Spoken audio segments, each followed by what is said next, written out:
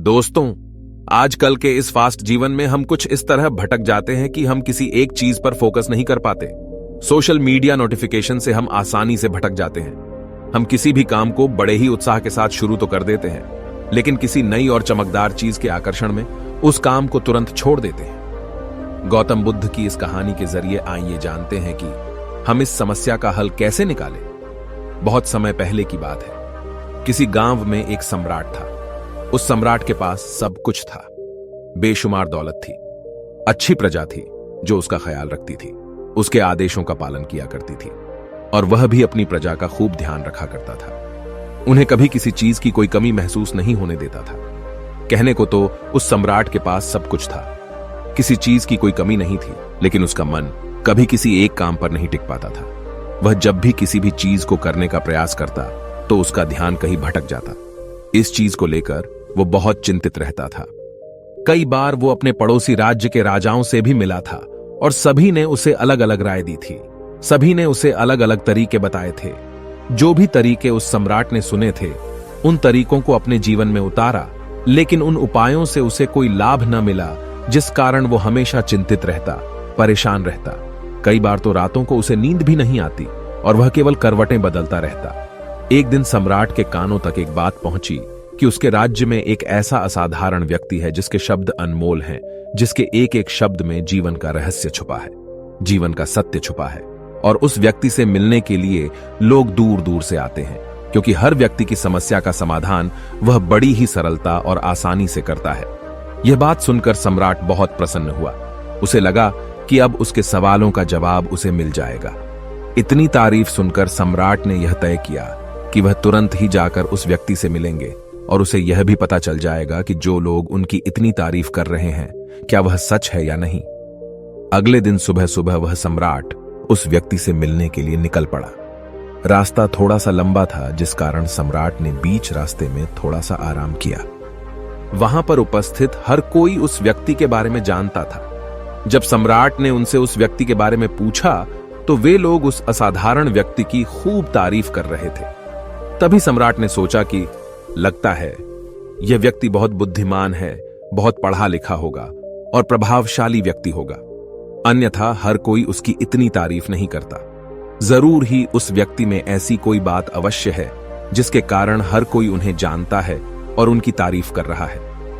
उस व्यक्ति की तारीफ सुनकर सम्राट के मन में उस व्यक्ति से मिलने की उत्सुकता और बढ़ गई। अब वह सम्राट जल्द से जल्द उस व्यक्ति से मिलना चाहता था, जिस कारण वह आगे का सफर तय करना शुरू कर देता है। जैसे तैसे वह सम्राट उस व्यक्ति के आश्रम पहुंचा, पर आश्रम में उसे कोई नजर नहीं आया। आश्रम के पीछे एक छोटा सा बगीचा था। जब सम्राट वहां पहुंचा तो उसने देखा कि एक माली बगीचे में काम कर रहा था। उसका पूरा शरीर मिट्टी से लथपथ था, पैरों में कोई चप्पल नहीं थी। इसको देखकर सम्राट ने माली से कहा, सुनिए महोदय, इस आश्रम के मालिक कहां हैं? मैं उनसे मिलने आया हूं। इस पर वह माली जवाब देते हुए कहता है, श्रीमान, आप अंदर बैठिए, मैं उन्हें बुलाता हूं, वह जल्द ही आपसे मिलेंगे। माली की यह बात सुनकर सम्राट अंदर कुटिया में जाकर बैठ गया और उस असाधारण व्यक्ति के आने का इंतजार करने लगा। कुछ देर प्रतीक्षा करने के बाद जब असाधारण व्यक्ति उस सम्राट के सामने पहुंचा, उसने देखा कि यह तो वही व्यक्ति है जो बगीचे में काम कर रहा था। सम्राट ने उन्हें नमस्कार किया और बड़ी हैरानी से कहा, अरे, आप तो वही माली हैं जो बाहर बगीचे में काम कर रहे थे। लेकिन अब की बार तो माली एक बौद्ध भिक्षु के रूप में खड़ा था। तभी बौद्ध भिक्षु उस सम्राट से कहते हैं, सम्राट, मेरा मजाक माफ कीजिए। मैं बगीचे में छोटा सा काम कर रहा था। मैं ही यहां का माली हूं और मैं ही वह असाधारण व्यक्ति हूं जिससे आप यहां इतनी दूर मिलने आए हैं। कृपया करके अपने आने का कारण बताएं। इस पर सम्राट उन बौद्ध भिक्षुओं से कहता है, हे महाराज, मैंने सुना है कि आप जैसा व्यक्ति इस पूरे राज्य में नहीं है। मैंने आपकी तारीफें सुनी है। मैंने आपके बारे में कई सारी अच्छी बातें सुनी हैं।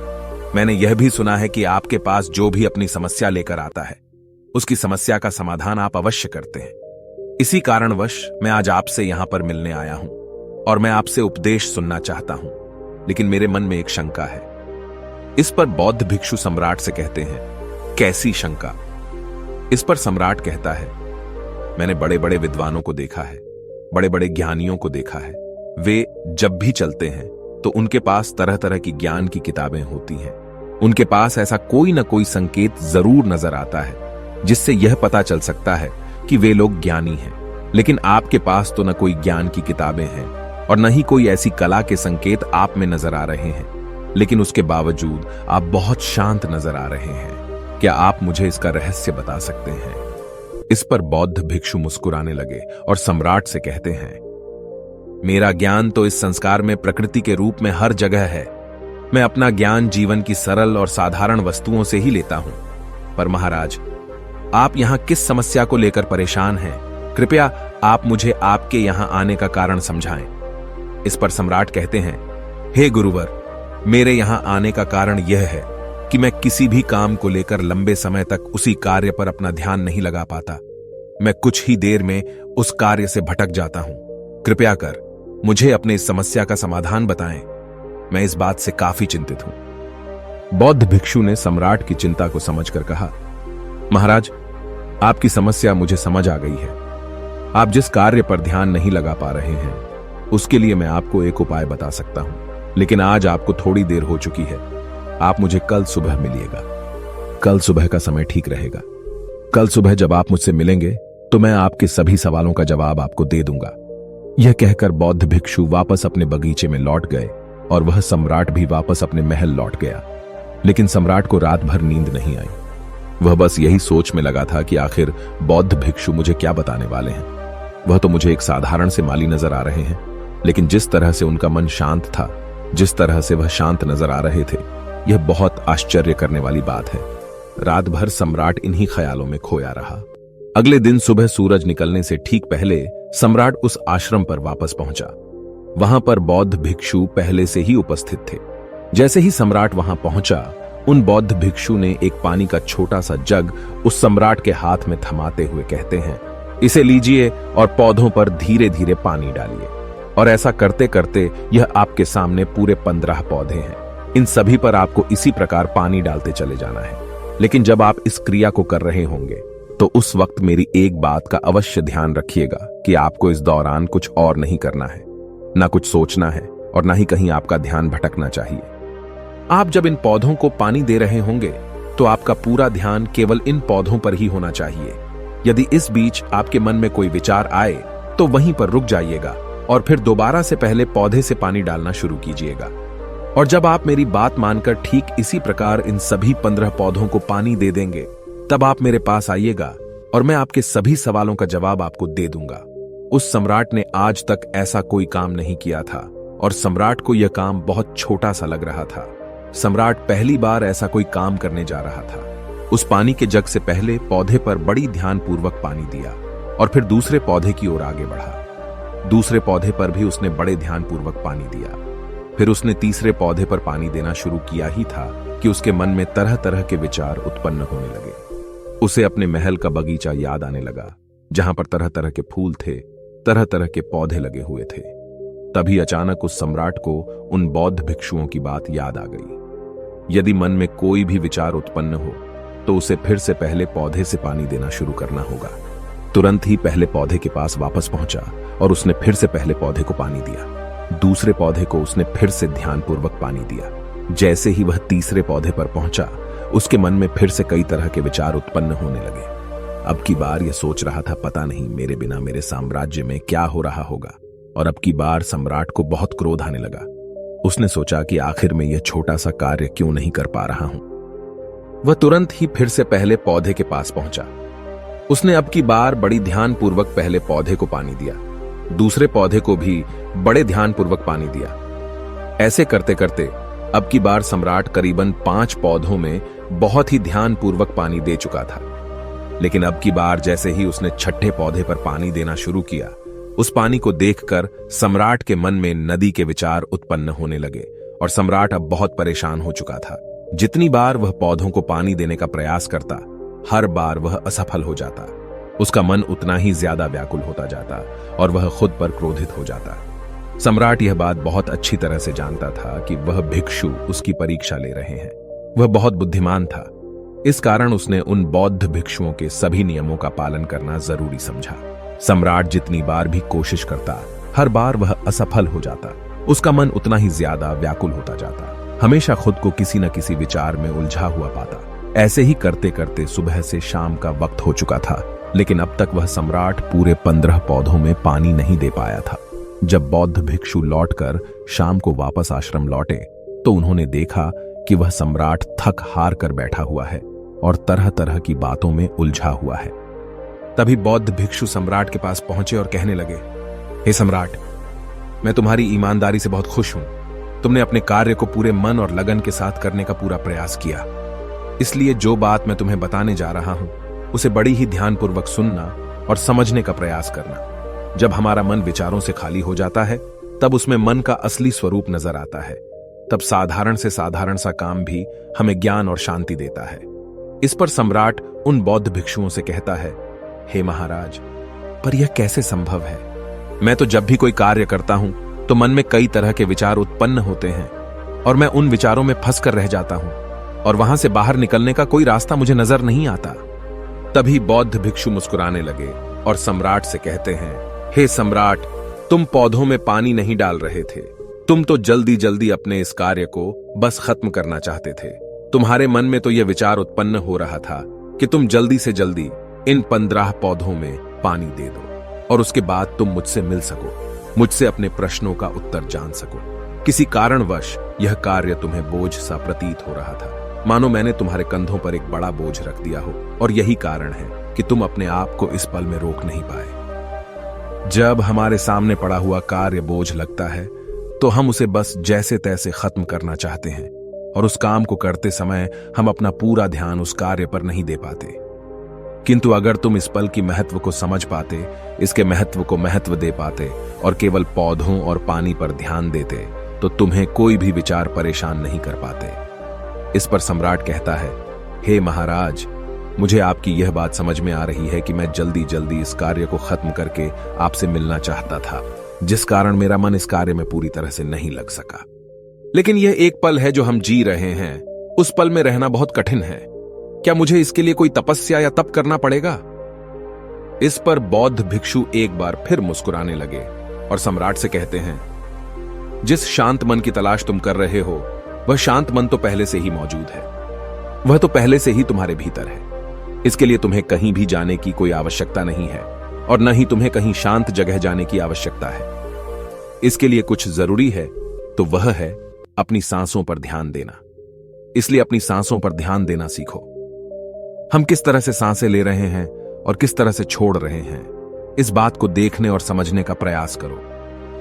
तब तुम्हें यह समझ में आ जाएगा कि तुम्हारा शांत मन तो तुम्हारी सांसों के साथ ही बना हुआ है। उसके बाद तुम चाहो तो कोई भी कार्य करते वक्त भी अपनी सांसों पर ध्यान दे सकते हो। जब तुम कहीं चल रहे हो, कहीं दौड़ रहे हो, कोई ऐसा कार्य कर रहे हो, तो तुम्हें अपनी सांसों पर ध्यान देना चाहिए। या कोई भी ऐसी क्रिया जो तुम्हें वर्तमान से जोड़े रखे। इसका एक और तरीका है, 2-4 मिनट अपने आसपास के प्रकृति पर गौर करो। देखो कि क्या चल रहा है तुम्हारे आसपास। इससे तुम वर्तमान में आ जाओगे। फिर तुम अपने कार्य को जल्दी जल्दी बस यूं ही खत्म नहीं करके उसे पूरे मन से करने का प्रयास करो, जिससे तुम्हारा मन एकाग्र होगा। और जब तुम्हारा मन एकाग्र होगा तो तुम चाहे कोई भी कार्य क्यों ना करो, फिर चाहे वह छोटा हो या बड़ा, तुम्हारा मन उसमें पूरी तरह से विलीन हो जाएगा और वह कार्य ही तुम्हें शांति और ज्ञान भी प्रदान करेगा। ऐसे समय पर हमारे मन में किसी प्रकार के कोई विचार उत्पन्न नहीं हो पाते और जब हम ऐसा करते हैं तो कर्ता और कर्म एक हो जाते हैं और हमारे भीतर की जो शांति है वह प्रकट होने लगती है। हम उसमें मग्न हो जाते हैं। इसे तुम चाहे तो आनंद कह सकते हो या फिर वर्तमान में जीना कह सकते हो और यह अवस्था बड़ी सरलता से प्राप्त भी कर सकते हो। बस तुम्हें केवल अभ्यास करना होगा।